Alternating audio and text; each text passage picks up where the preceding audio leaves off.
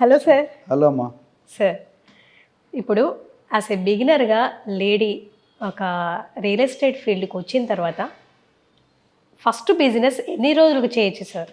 ఇది మీ క్వశ్చన్, మీరు చేరాలనుకుంటే చెప్పండి, మీరు సపరేట్ ట్రైనింగ్ కన్సెషన్ ఇస్తాను. అందరు ఆడవాళ్ళ క్వశ్చన్లు సార్ ఇవన్నీ, అందరి సైడ్ నుంచి ఇక్కడ మీరు ఒకటి గుర్తుపెట్టుకోవాలి, రాగా ఆడ మగ ఏం తేడా లేదు. ఇప్పుడు ఒకప్పుడు తేడా ఉండేది. ఒకప్పుడు ఆడవాళ్ళంటే ఒక 30 మన తాతల కాలంలో మన నాన్నల కాలంలో ఆడవాళ్ళంటే వంట చేయడానికి పిల్లల్ని కనడానికి అనే నోటేషన్. కంప్లీట్ మారిపోయింది. 360 డిగ్రీ షిఫ్ట్. ఆడవాళ్ళు చేయని పని అంటూ లేదు. కొన్ని ఇంకా మగవాళ్ళు చేయలేని పనులు ఉన్నాయి, ఆడవాళ్ళు చేయలేని పని అంటూ లేదు. అవునా? ఎందుకంటే పెట్రోల్ పంపులో ఉంటారు, స్విగ్గీలో ఉన్నారు, ఫ్లైట్లో ఉన్నారు, సాఫ్ట్వేర్లో ఉన్నారు, రౌడీజంలో ఉన్నారు. ఏ ఫీల్డ్ లేరు? గోల్డ్ జ్యువెలర్ షాప్లో ఉన్నారు, మ్యాక్సిమం లేడీసే. సో ఇప్పుడు ఆ జెండర్ డిఫరెన్స్ అనేది ఆల్మోస్ట్ వైప్ ఆఫ్ అయిపోయింది. ఇది అక్కడ ఒకటి అర మిగిలిపోయింది. ఇంతకుముందు ఆడది తిరిగితే చెడిపోయింది, మగవాడు తిరగకుండా చెడిపోయింది. రివర్స్ అయిపోయింది ఇప్పుడు. ఆడది తిరగపోతే చెడిపోతుంది. So situations are we are slowly. Western culture, మన కల్చర్ చీరలు కట్టుకుంటారు, మనం వచ్చి షార్ట్ ఫామ్లు వేసుకుంటాం బట్టలు. బట్ ఏదేమైనటికి లేడీస్ అనేవారికి నేను ఒక పాయింట్ అప్రిషియేట్ చేస్తాను. బీయింగ్ ఏ మేల్ చెప్పకూడదు, బట్ చెప్తున్నా. వాళ్ళకి ఓకేటీ బాగుంటుంది. ఓకేటీ అని ఒక ఫార్ములా ఉంది. ఓపిక, కోరిక, తీరిక.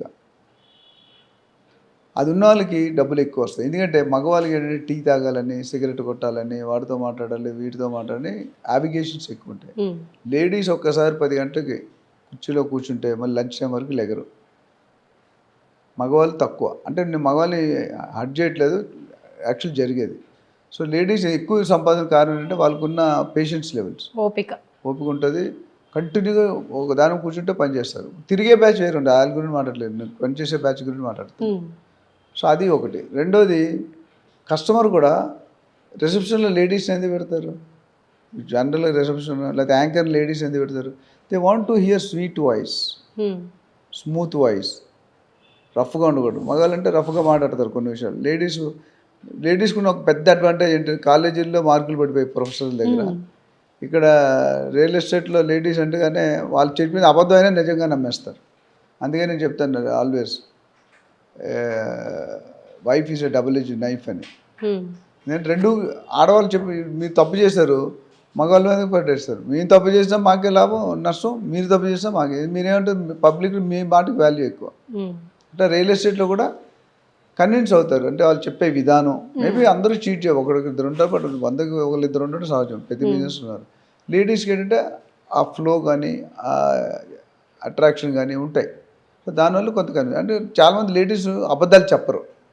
అంటే జెంట్స్ కూడా చెప్తారంటే కొద్ది వరకు ఉంటుంది. లేడీస్ జనరల్గా డేర్ చేయరు, వీలైనంత వరకు రియల్ ఫ్యాక్ట్ చెప్తారు, వాళ్ళు కూడా నమ్ముతారు.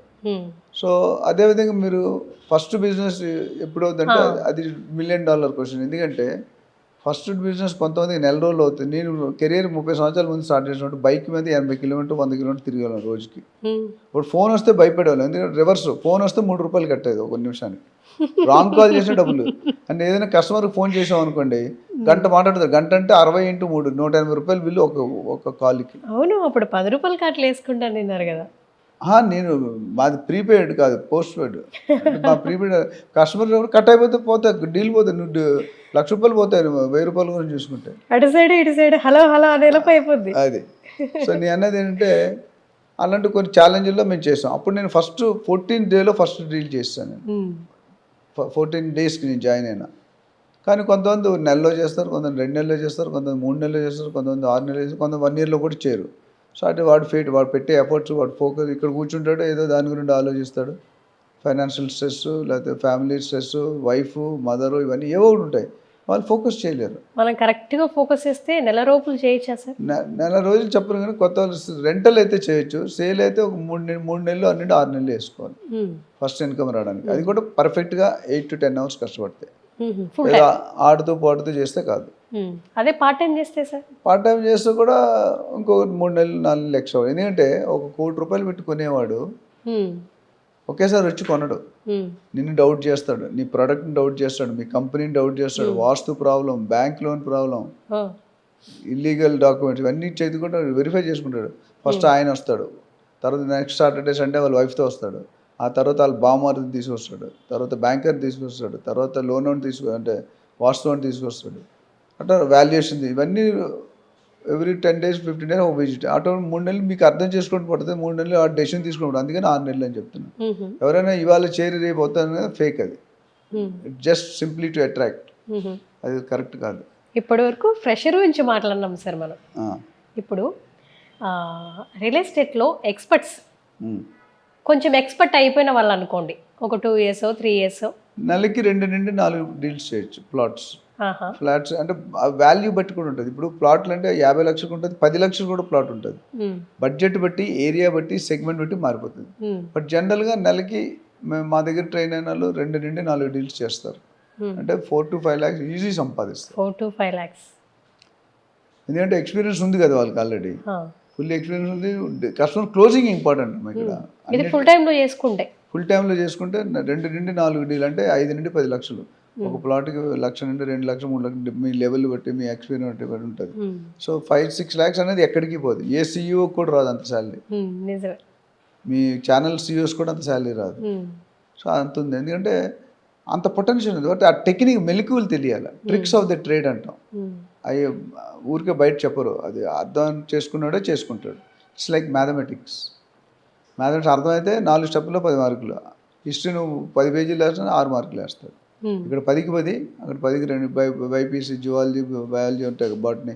ఎంత రాసినా హిస్టరీ, ఎంత రాసినా గొరితావక బెత్తిడి అని అంటారు కదా, ఎంత రాసినా అంతే ఉంటుంది.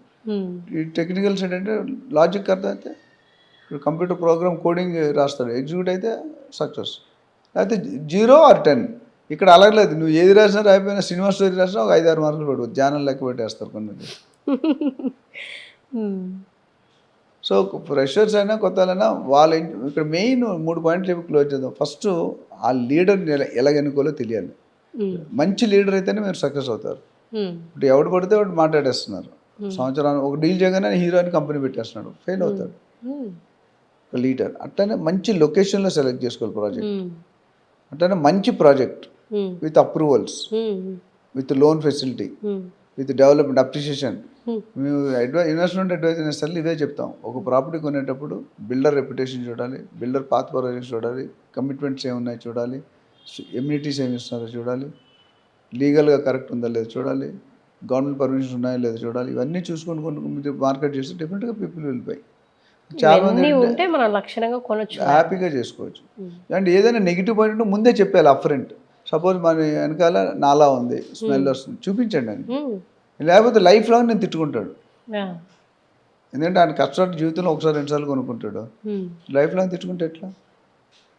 సో అందుకని ఇవే మనం ట్రైనింగ్లో నేర్పేది. లేడీస్ అయినా జెంట్స్ అయినా matter remains same, but they have to implement. మీరు చెప్పడం చెబితే ఇంప్లిమెంట్ చెబితే వాళ్ళ కర్మ. ఇంప్లిమెంట్ చేసిన కమ్యూనికేషన్ వెరీ క్లియర్. అంటే you should not hide. Real ఎస్టేట్లో యూ షుడ్ నాట్ హైడ్. అది చూపించాను, దాని తగ్గ రేట్ ఇస్తాడు, అప్పుడు రిగ్రెట్ అవడు. లేకపోతే వెనకాల గ్రేవీ యార్డ్ ఉంది, ముందు చూపించి ముందు చేయకూడదు కదా. ముందు చూసుకొని అబ్బాయిని చేసి చూడు, ఓకే చేయ అన్నీ చూసుకుంటాం. ఇప్పుడు ఇల్లు అన్ని చూపించాలి వాళ్ళు. వెనకాల ఇది ఉంది సార్, ముందు టవర్ వస్తుంది, ఇక్కడ గుడి ఉంది, ఇక్కడ మసీద్ ఉంది, చెప్పేయాలి. వాడికి ఇష్టమైతే కొనుక్కుంటాడు, లేకపోతే లేదు. చెప్పబోతే మాత్రం it's a crime. Life long ఒకసారి కొనుక్కుంటాడు, 2 సార్లు. ఆ ఒక్కసారి కొన్ని జీవితాంతం బాధపడతారు కదా. కొని అమ్మే వాళ్ళ అంటే ఏమో అనుకోవచ్చు సార్, కానీ మధ్యతరగతి ఫ్యామిలీస్ వాళ్ళు ఉంటారు, ఒక జీవితానికి ఒకటే కొంటారు. అది వాళ్ళు అక్కడ ఇల్లు కట్టుకొని స్థిరపడిపోవాలి అని అనుకుంటారు. అలాంటి వాళ్ళకు మనం ఏమైనా దాస్తే ఇలా తిట్టుకుంటారు. Thank you sir, thank you so much. Thank you.